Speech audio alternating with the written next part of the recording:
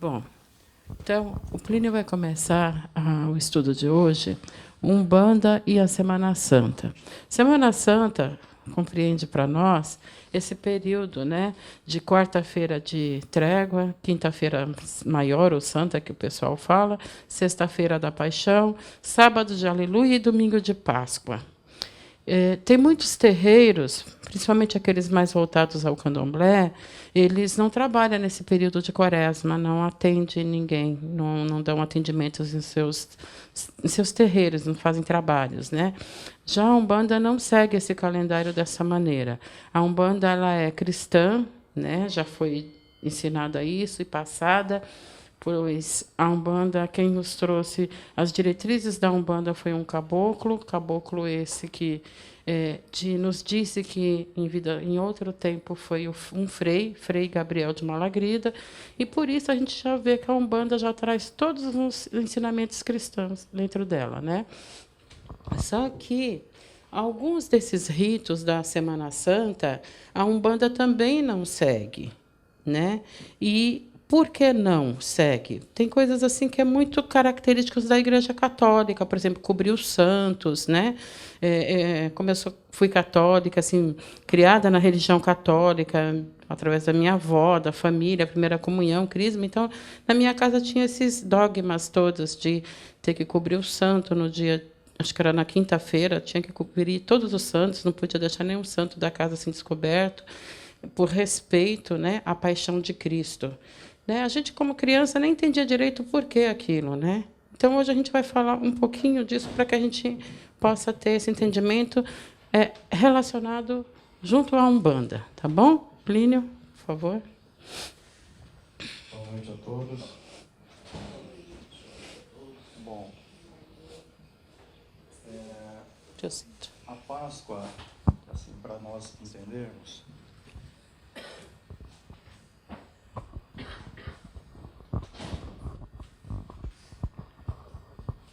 assim, ela originou-se, né, da Páscoa judaica.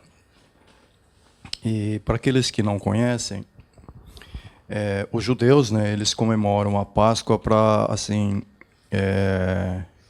celebrar, né, quando o Moisés libertou os judeus da escravidão no Egito. E acho que foi no Concílio de Nicéia, né, que o catolicismo eles instituíram, né, essa data em que os judeus comemoram a Páscoa judaica, né, como uma data também da Quaresma, para fazer esse período de reflexão, de introspecção, para a pessoa se encontrar consigo, e também celebrar, né, esse período da ressurreição de Jesus Cristo, que pela data seria, né, a sexta-feira da paixão. E a Páscoa seria 3 dias depois, né, que quando ressurreição, quando Jesus Cristo, né, então ele reapareceu para os seus apóstolos e transmitiu a mensagem como ele havia prometido. E essa é uma diferença que a gente encontra entre o espiritismo, a parte espiritual, e o catolicismo, né? Porque para o católico, né, para a Igreja Católica, Jesus Cristo ressuscitou, né? Ressurreição, quando fala em ressurreição. Né? E, assim, se a gente procurar o lado científico, é cientificamente impossível uma pessoa morrer e ressuscitar. Então, essa é a diferença que a gente encontra entre a parte espiritual e o catolicismo. Né? Que no catolicismo eles esperam, morreu, vai ficar aguardando o dia do juízo final. E a espiritualidade já põe diferente, que a gente reencarna, que a gente tem novas chances, novas oportunidades de se fazer melhor, de melhorar aquilo que a gente porventura tenha pecado numa existência anterior. Então, daí a gente vê a ressurreição como uma palavra, a ressuscitar como uma palavra para os católicos, e para nós seria a reencarnação. Tá?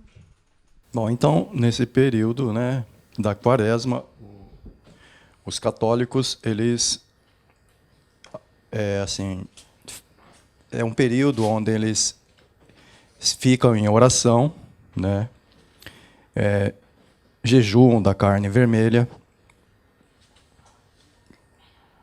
e também eles ficam assim, procuram praticar mais os ensinamentos de Cristo, né, que é os atos caridosos para com o próximo. Daí, quando nós fomos estudar, nós percebemos que quando Cristo ele foi para o deserto e ficou 40 dias em retiro, assim, fazendo suas orações, porque era um período assim que ele foi assim muito tentado, né, pelo mal, para ele desistir dos seus propósitos, né? Então, da mesma forma, nós devemos encarar assim esse período assim também, né? Para fortalecermos nossa fé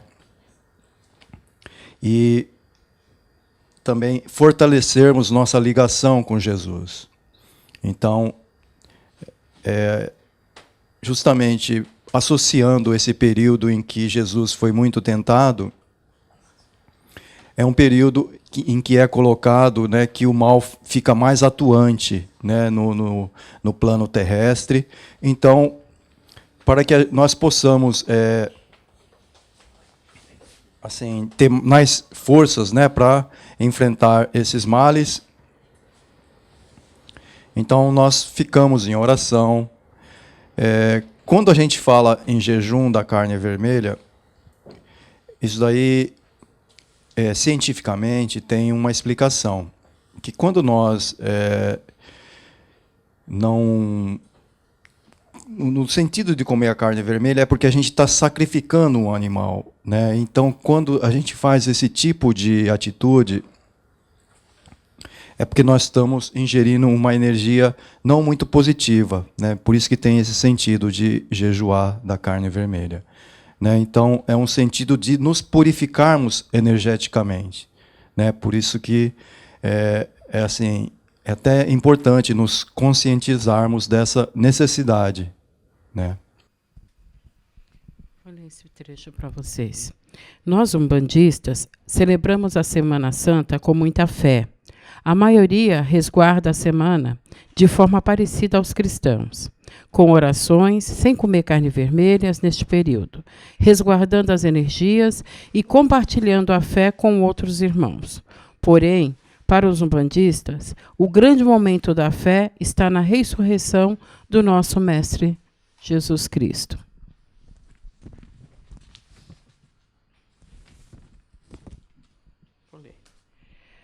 Um dos dogmas, né, da passagem da quarta-feira, no caso que antecede a quinta e a sexta-feira santa, é chamado de lava-pés.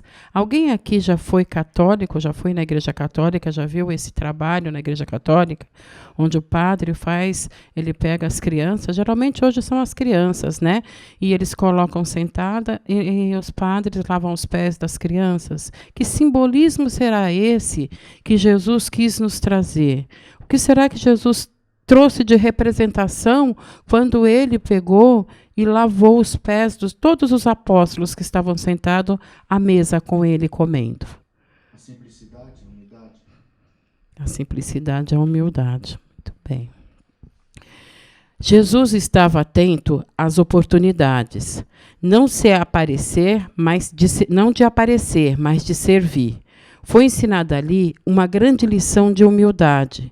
Não era uma aula teórica, mas um ensinamento pelo exemplo, como todo líder deve ser capaz de fazer. Para lavar os pés dos apóstolos, Jesus precisou sair de sua posição de conforto à mesa. Precisou baixar-se, ajoelhar-se. Devemos fazer o mesmo? Tomar atitudes humildes? A humildade é necessária em casa, no trabalho, na escola e até mesmo no trânsito. Sem humildade, fica difícil permanecer no casamento ou no emprego. Por esta causa, algumas pessoas estão sempre mudando de lugar. Sem humildade, fica difícil até o relacionamento com os vizinhos, por melhores que eles sejam. Até para aprender é preciso ser humilde. Também para reconhecer o erro, pedir ajuda, pedir perdão ou mesmo perdoar. Ser humilde não é ser pobre, mas reconhecer em si a simplicidade da condição humana. Humildade vem da palavra humus, que significa terra, de onde vem também a palavra humano. Deixemos de lado as grandezas aparentes deste mundo e lembremo-nos de que somos pó e não existe um pó da terra melhor do que o outro. Bom, aqui, né, nós entendemos que Jesus Cristo quis passar um grande ensinamento, né, que ele, que era o maior representante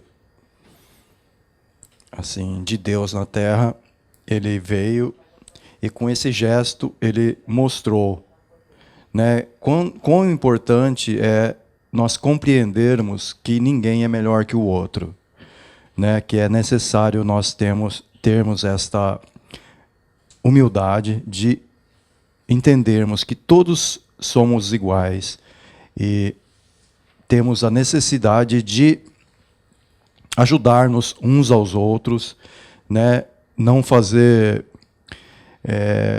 com que o orgulho que está dentro de nós prevaleça e faça com que esse nosso orgulho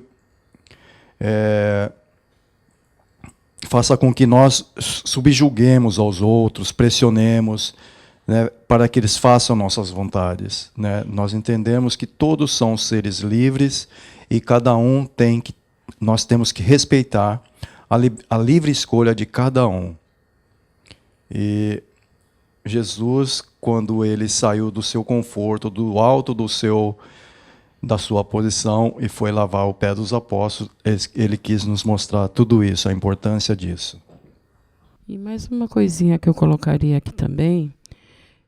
Quem de nós, hoje, teria essa atitude de se levantar e ajoelhar à frente de um irmão, sabendo que ele, daqui a pouco, iria o trair ou iria o negar, como fez Pedro com Cristo, como fez Judas com Cristo? Isso foi o maior exemplo de humildade que a gente pode ter tido. Mesmo sabendo que aqueles que estavam sentados à mesa com ele iriam o trair, mesmo assim ele foi, se abaixou até eles e lavou os pés e os secou depois.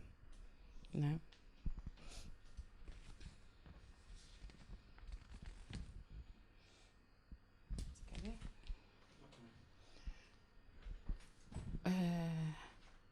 A Sexta-feira Santa, ou a Sexta-feira da Paixão,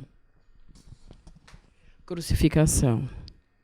É lembrada por muitos cristãos como o dia do julgamento, da crucificação, da dor e da morte.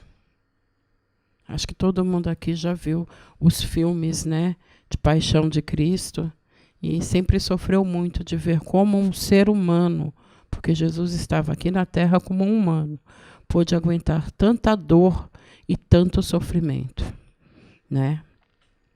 No entanto, nós, né, que acreditamos na parte espiritual, podemos marcar e viver esta data não como um dia de dor. Se a gente parar e observar, talvez a gente tenha que olhar por um outro ângulo e ver o dia do amor pleno de um homem para com a humanidade, da renovação, da plenitude da fé e do perdão vivo manifestado plenamente. Por que isso? Porque mesmo diante de toda essa dor que o corpo dele sofria, a alma dele clamava por perdão a nós, a todos nós.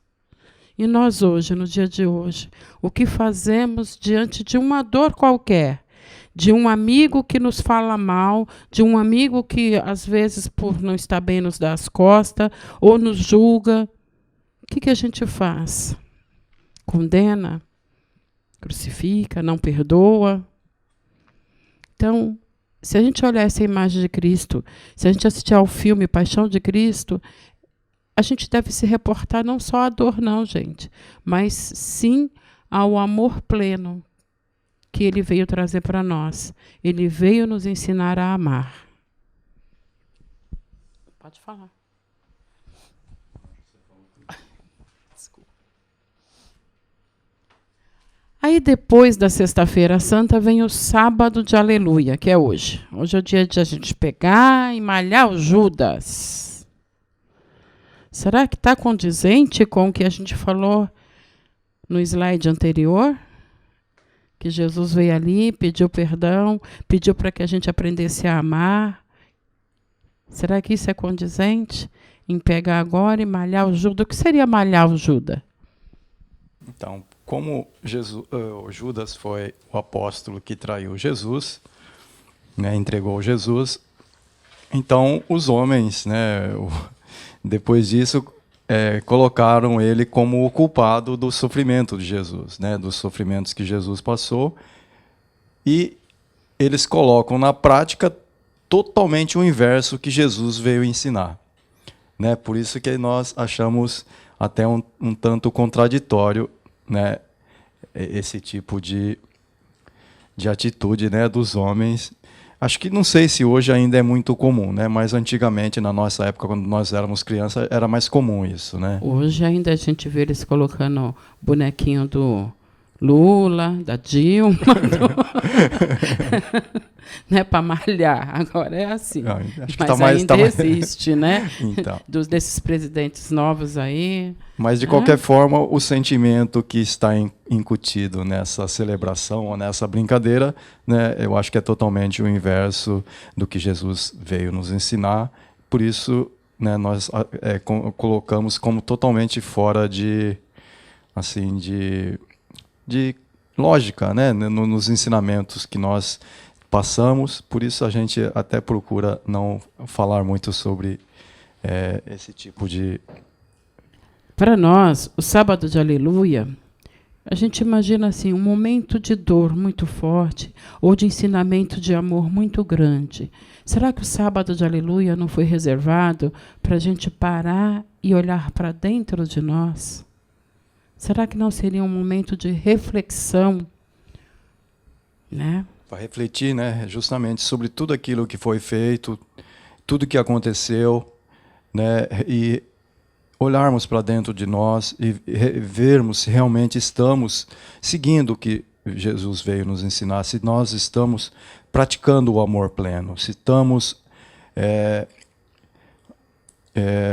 colocando isso nas nossas vidas, né? Que não adianta nós estudarmos, lermos, mas que se nós não colocarmos esse ensinamento em prática no dia a dia nosso. Então, a mensagem mais importante, eu acredito, que Jesus veio e nos deixou foi justamente que nós devemos amar, aprendermos a amar indistintamente. E o que seria esse amar? É fazer o bem a todos,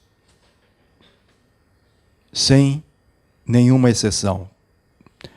Não importa que a pessoa possa ter feito mal a nós, né? Quando nós dizemos que devemos fazer o bem, não é que você precisa ficar, né, adulando essa pessoa ou tentando ser amiga de alguém que te magoou, mas verificar dentro dos nossos limites, não devolver, né, esse mal que a pessoa nos praticou ou fez a nós. Nós tivemos muito tempo no mundo de olho por olho, dente por dente, né? Então, aquele que fazia tinha que se fazer em dobro, tinha que pagar na mesma moeda, e foi muito tempo de ódio, de vingança, um para com o outro, né? E a gente crê que o Sábado de Aleluia, essa reflexão que vem trazer dentro da gente, é para que a gente também não continue fazendo isso, mas de maneiras diferentes, né? Hoje a gente trabalha, a pessoa não gosta da gente, a gente não gosta também, e se a gente tem uma oportunidade, então, de fazer alguma coisinha para ver o outro então, também se dar mal, aí a gente faz. Então, é essa oportunidade que a gente tem de refletir para ser melhor, para modificar e realmente entender o que a paixão de Cristo quis trazer para dentro de nós. Qual foi essa revelação? Por que Cristo foi crucificado e trouxe esse amor? Para que a gente pudesse refletir neste amor e buscar ser cada dia melhor. E o domingo de Páscoa? Vê para nós, Alex. A Páscoa é renascer, e com ela devemos refletir e reavaliar os nossos atos, o nosso amor ao próximo. A caridade é a nossa capacidade de entender e acertar os resguinhos do nosso Pai. E é o momento que devemos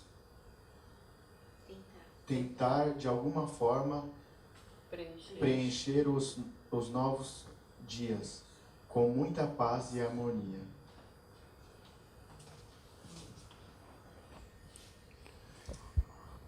Bom, então, né, foi no domingo,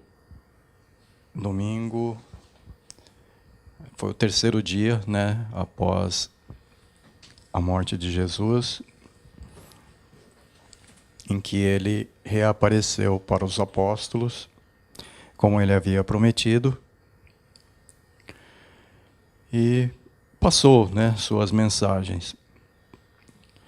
Ele veio e dessa forma ele reavivou a fé no coração dos seus apóstolos, que naquele momento, após a morte dele, estavam todos desorientados.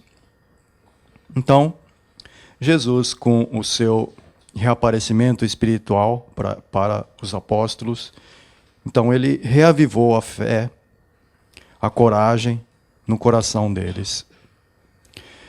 E assim, a mensagem que nós devemos realmente captar, né, de tudo isso que aconteceu nesse período, é justamente isso, da nossa transformação, da nossa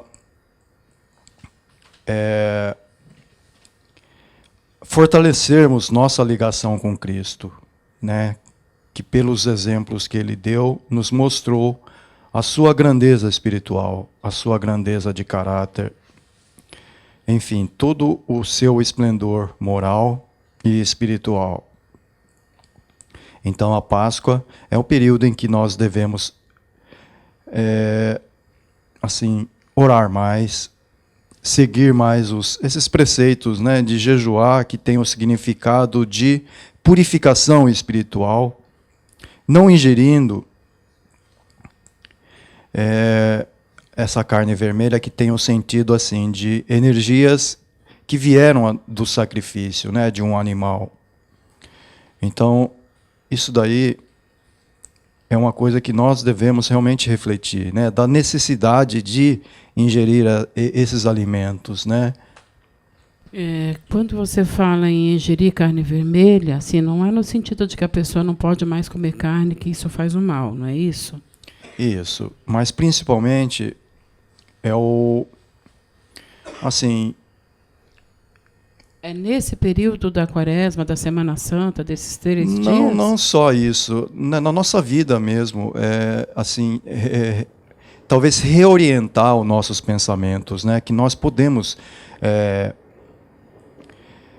viver sem nos alimentarmos, ou talvez até diminuir, né, o consumo desses alimentos, substituindo-os por outros, que são energias que realmente não são muito boas, né? Mas não é só energeticamente no lado espiritual, até mesmo cientificamente, né, é comprovado que do envelhecimento, quando se come muito carne vermelha Isso, e tudo mais, não é isso? Traz prejuízo. Mas eu quero crer que até a própria espiritualidade já vem trabalhando em cima disso, porque hoje em dia, né, quem a gente observa antigamente hoje, o quanto é caro se comprar carne. A maioria das pessoas vive comendo frango, frango, frango. Será que isso aí já é um trabalho espiritual em cima disso? É por isso? Bom, eu não sei, nunca cheguei a pensar, né, sobre isso. Isso agora. Né? Ramatiz, não é? Olha lá. Em Ramatiz tem um livro que fala sobre isso. O que você poderia nos dizer? Ramatiz? Não, Ramatiz diz no livro que o consumo de carne vermelha, você não ingere só a carne, substância, mas você ingere também toda aquela vibração daquele animal que morreu, toda a vida dele passando por sofrimento, e depois a dor do abate, a raiva, inclusive, né, que aquele animal sentiu, você acaba ingerindo. Isso, justamente são essas energias que são nocivas, né? Não a carne em si, né? Mas a energia que está contida nesse alimento, né? E quando nós evitamos de ingeri-las, nós estamos purificando o nosso espírito, né? Porque nós somos a energia, o espírito é a energia, né? Então, como nós ingerimos, se nós pararmos de ingerir essas energias negativas, nós estaremos, né, purificando o nosso espírito. Mas esse é um estudo para um outro dia, porque aqui ainda estamos muito na matéria. Tem muita gente aqui que adora um churrasquinho, né? Né? Só para a gente finalizar, que nós estamos no horário, né? Pode passar um slide? Deixa eu só falar mais uma coisa. E até no próprio, assim, quando Jesus fazia a cura, ele não pôde curar todas as pessoas. Por que acontecia isso? Por que ele só curou algumas pessoas? Por que vocês acham que ele fez isso? Ele não podia curar todas as pessoas. Justamente, isso, merecimento. E o merecimento está justamente nessa transformação da pessoa ter bons sentimentos dentro de si. Cultivar o amor que Jesus ensinou. Então, se a pessoa fala que é boa, mas no fundo ela tem atitudes que não são positivas, né? No geral, ela não está apta a receber esses prodígios divinos, né? Então, se Jesus, o que Jesus fazia na realidade,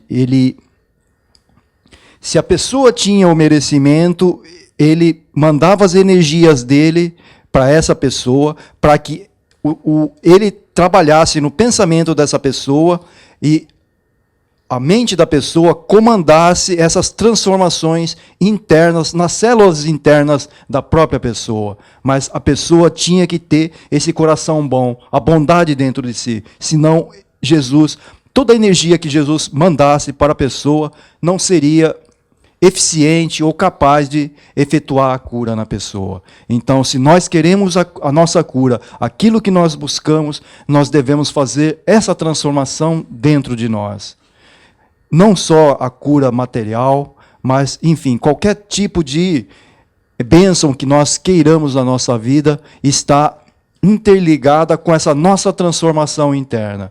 Quando nós conseguirmos praticar esse amor pleno que Jesus veio nos ensinar, nós estaremos, então, aptos a receber essas bênçãos de Deus. Então, nós precisamos transformarmos-nos internamente, colocando em prática todo esse amor que Jesus nos ensinou, com todo esse sofrimento que ele passou, e pedindo naquele momento da sua maior dor, em que ele estava na cruz, pedindo para o Pai perdoar a todos os seres humanos que fizeram tudo aquilo para ele. Então, amanhã, quando a gente abrir nossos ovos de Páscoa, né, a gente agradece a Deus e tenta pensar, cada um assim, no que pode, né, em cada pedacinho de chocolate comido, em que eu posso melhorar, em que eu posso me renovar. Isso é um bom trabalho, né? Como disse nosso amigo Chico, embora ninguém possa voltar atrás e fazer um novo começo, qualquer um pode começar agora e fazer um novo fim. Então, a gente tem sempre, todo dia, a oportunidade de ser diferente. Todo dia que a gente acorda, nós temos a oportunidade de ser diferente. E, enfim, meus irmãos, é isso. Vamos continuar nos ligando às forças divinas, aos orixás, aos guias, a Deus, enfim, a todos os nossos amparadores e seres espirituais divinos, que sempre têm uma palavra, um sentido e uma vibração amorosa para conosco, principalmente o nosso Mestre Jesus. Tá bom? É isso. Que assim seja. Que assim seja.